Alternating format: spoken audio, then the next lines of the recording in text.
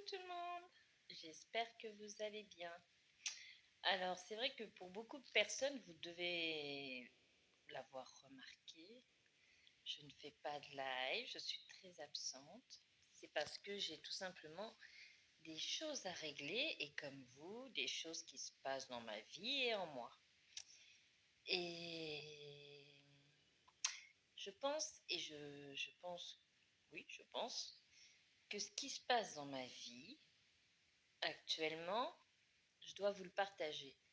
Parce que si ça m'arrive à moi, ça doit arriver à des personnes aussi qui me suivent ou qui vont tomber sur cette vidéo. Souvent, je vous parle des jeunes ados, et il n'y a pas que les ados, il y a les écoles primaires aussi, où les jeunes peuvent se sentir mal. Et du coup, n'ont pas forcément de facilité à en parler, ou ne sont pas forcément bien entourés pour pouvoir en parler et pour pouvoir gérer leurs émotions, leur incompréhension, voilà. Et, et ce qui peut emmener certains enfants à vouloir démontrer ou faire voir leur mal-être ou vouloir s'en prendre aux autres pour faire comprendre que ça va pas. Et pour moi, c'est ce qui se passe. En début d'année, mon fils a été harcelé par des camarades qui le harcelaient déjà les années passées en primaire. Il arrive en sixième et j'ai dit à mon fils, ça ne se reproduira pas. Quoi qu'il se passe, tu passeras une année au top. Ça sera ton année. Et donc, les camarades de l'année dernière ont voulu recommencer à l'harceler. Et là, j'ai dit, c'est plus possible. Je me suis dit, c'est plus possible. Et il n'y avait qu'une solution. Porter plainte. C'est une chose qui n'est pas facile, parce que quand vous portez plainte par rapport à des enfants, même des ados, vous auriez aimé trouver une solution. Parce que juste avant, en primaire, j'essayais de discuter avec ces jeunes, leur faire comprendre que ça suffisait, c'était stop. Mais ils ne prenaient pas ça avec grande importance. Je vais être obligée de vous faire une deuxième vidéo. Donc, suite deuxième partie. Donc, oui, je vous disais que les enfants, certains enfants, même si vous allez voir les professeurs, la direction en école primaire, vont discuter, vont convoquer les parents, mais ils ne prennent pas forcément, les enfants ne vont pas forcément prendre à la hauteur comment ressent l'enfant qui se fait harceler, quoi. Ou alors va le prendre en conséquence, mais même en informant les parents, l'enfant qui harcèle ne va pas forcément voir l'importance. Et donc de là, j'ai demandé à mon fils, avec la maîtresse, qu'il livre ce qui n'allait pas, qu'il puisse avoir le courage de parler, de dire pourquoi il se sentait mal, pourquoi il se sentait isolé, pourquoi il se sentait comme ça. Et c'est là que Léo, mon fils, en s'ouvrant aux autres, en expliquant ce qui se passait, a interrogé beaucoup d'élèves dans sa classe. Parce que beaucoup d'élèves n'avaient pas vu, n'avaient pas compris. Et c'est là que ça a changé des choses. Ça a beaucoup changé de choses dans l'état d'esprit de ses camarades qui étaient dans sa classe. Et ça s'est amélioré. Sauf que ça a été qu'un temps. Et après, même s'il y en avait moins, ça pouvait continuer. J'ai alerté l'école, j'ai alerté les professeurs, alerté les parents. Mais les élèves harcelés prenaient ça un peu comme un jeu. C'est pas grave. Et donc, jusqu'à que je tape un peu plus du poing de la table à l'école. Puis ça s'est calmé. Arrivé au collège, j'ai dit, Léo, tout se passera bien, ça sera ton année. Et ton année du collège, je te vois vraiment épanoui. Et quoi, s'il avait à se passer quoi que ce soit, ça se terminerait rapidement. Et arrivé à la rentrée, les élèves qui l'harcelaient en école primaire, arrivés au collège, ont commencé à 2, mais ils sont passés un peu plus en profondeur, c'est-à-dire qu'ils ont commencé là à taper. Et là, j'ai dit stop, c'est terminé. Mon fils est revenu en pleurs, en larmes, j'étais obligée de lui faire extérioriser la colère. Et là, je me suis dit stop, là les enfants ne comprennent pas, les parents je ne sais pas ce qu'ils font et ce n'est pas mon problème. Là, il faut lâcher l'émotionnel et la compréhension et aller plus loin. Troisième partie, je suis désolée de faire ça en plusieurs parties, mais je trouve que c'est important et je suis sûre qu'il y a certaines personnes le vivent avec ses enfants. Donc comme je disais, arrivé au collège, il a commencé, les jeunes qui l'harcelaient avant, ont commencé à vouloir faire leur malin et ont pris un malin jeu. En fait, ils continuaient à prendre mon fils comme un terme de turc. Et un jour, à la sortie de l'école, vous avez un gamin qui fait comme sport de la boxe, qui a commencé à mettre des coups de poing à mon fils à la sortie de l'école, du collège. Et vous aviez un autre camarade qui entraînait l'autre enfant à l'encourager. Vas-y, tape, tape, tape. C'était au bord de la route. Il a poussé mon fils, il a failli se faire écraser par les voitures. Mon fils, je les avais prévenus qu'à force de pousser mon fils à bout, la goutte d'eau allait déborder et que mon fils, calme comme il soit, allait exploser un jour et que ça allait leur faire très bizarre. Ce jour est arrivé. Quand c'est arrivé, mon fils a explosé. Même ma fille ne l'a pas reconnu. Et ces jeunes-là, je peux vous jurer qu'ils ont eu très peur. Mon fils les aura couru après. Ma fille est arrivée à temps pour rattraper son frère. Ils sont rentrés et de là, j'ai décidé stop. J'avais contacté le collège faisait ce qu'il fallait. Mais ça allait pas assez, c'était pas pris assez au sérieux. Le soir, je suis allée voir les parents de ces 2 jeunes enfants, donc qui avaient l'âge de mon fils, c'est-à-dire 11 ans. La première famille que j'ai été voir pour ce garçon qui a mis des coups de poing à mon fils, je voulais juste discuter intelligemment avec les parents pour trouver des solutions. C'était la maman. C'était une personne de sa famille à ce jeune homme. N'a même pas daigné vouloir discuter. Elle a été hautain et il fallait que je prenne rendez-vous avec cette personne pour pouvoir discuter avec elle. De là, je lui ai dit que c'était sérieux ce qui se passait, mais elle n'a pas remis en question son fils du tout. Au contraire. Et donc de là, j'ai dit stop. Si eux ne sont pas capables de parler sérieusement avec leur fils, de voir des choses pour que ça se calme, ça ne peut pas. Il y a des parents, ils ne cherchent pas. Ils ne cherchent pas que leur enfant pourrait être coupable de ça et trouver une solution. Et pour le deuxième enfant, la maman, je retrouve quatrième partie. Donc quatrième partie, je vous disais que j'allais voir le deuxième parent du deuxième enfant.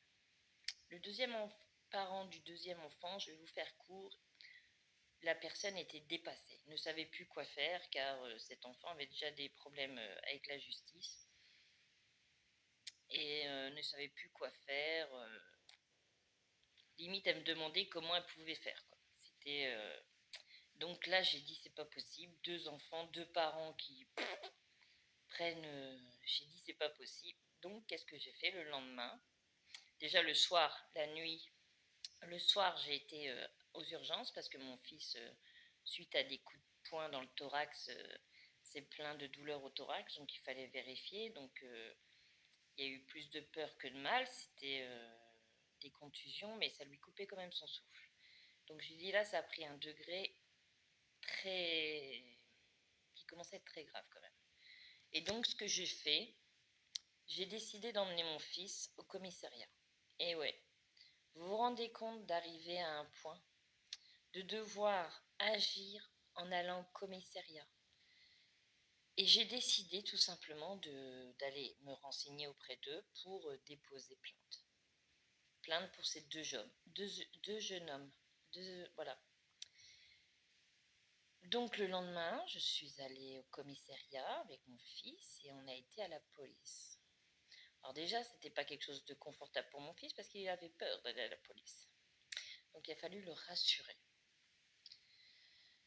Ensuite, arrivé à la police, j'ai expliqué le cas que c'était des élèves qui le harcelaient déjà depuis la primaire. Mais vous ne devinerez jamais ce qu'ils m'ont dit, la police. Pourquoi avez-vous autant attendu pour pouvoir porter plainte? Je leur ai expliqué que je tenais ça de très près avec l'école primaire quand il était en primaire, que j'ai voulu rencontrer les parents, les professeurs et la directrice, et qui m'ont toujours dit que ce n'était pas possible. Et là, je vous le dis, la policière m'a dit, je ne comprends pas qu'il y ait autant de non-dits et qu'ils ne prennent pas assez les choses à cœur avec nous aussi, à travailler avec la police. Et là, je me suis dit, c'est dingue quoi, c'est dingue. Et en fait, elle m'a dit, vous auriez pu venir nous voir et déposer déjà une main courante. Vous voyez, dès la primaire, j'aurais pu. Mais l'école primaire me disait que rien n'était plus possible. Alors, 5e partie, je suis désolée. Et donc, je voudrais vous laisser un message. C'est que si déjà à l'école maternelle, votre enfant se fait harceler, l'harcèlement, du minimum au plus violent, c'est un harcèlement. Si vous vous mettez en relation déjà avec l'école, les professeurs, la direction, et si vous voyez que rien ne change, n'hésitez pas, je vous le dis, à aller au commissariat et aller déposer une main courante. Cette main courante servira à convoquer l'enfant avec ses parents et à l'avertir de ce qui peut encourir. Que s'il continue, les parents de l'autre enfant harcelé pourra porter plainte. Donc, si vous avez des enfants qui soient comment ça s'appelle, que ça soit au collège, mais en primaire aussi, et je tiens à le préciser, si vous avez des enfants en primaire dont leur enfant se fait harceler et que rien ne bouge, rien ne change, allez déposer une main courante au commissariat. Ça aidera beaucoup et ça calmera les choses. Si j'étais bien mise au courant, c'est ce que j'aurais dû faire à l'école primaire. Mais je peux vous jurer qu'au collège, dès la rentrée que ça s'est passé, directement j'y étais. Avec même le papier des urgences, en quoi qu'il avait bien reçu des coups. Maintenant, je vais essayer de le faire en dernière vidéo. Là, c'est ma fille. Ma fille qui a 14 ans, qui se fait harceler dans la classe. Parce que oui, c'est un début d'harcèlement. Depuis une semaine, un jeune homme, alors ils sont deux, mais il y a un jeune homme qui s'est mis dans la tête, elle, je vais bien l'enquiquiner. Sauf que ça a été jusqu'au claque. Sauf que ma fille, contrairement à mon fils, sait se défendre. Et a répondu. Sauf que en pleine période de brevet, imaginez-vous bien, ma fille, pensive, même si elle a un caractère, elle a du caractère et qu'elle se laisse pas faire, ça n'empêche pas que ça travaille l'enfant. J'y ai dit d'aller voir le collège. La direction et tout, ils ont fait tout ce qu'il fallait, mettre en main d'œuvre toutes les choses qu'il y avait à faire. Sauf que j'ai dit, tu dis bien à ce jeune homme que s'il continue, même moi je me suis mis en contact avec le collège, que s'il continue, il allait avoir affaire à la police. Car ta mère allait mettre une main courante, porter plainte.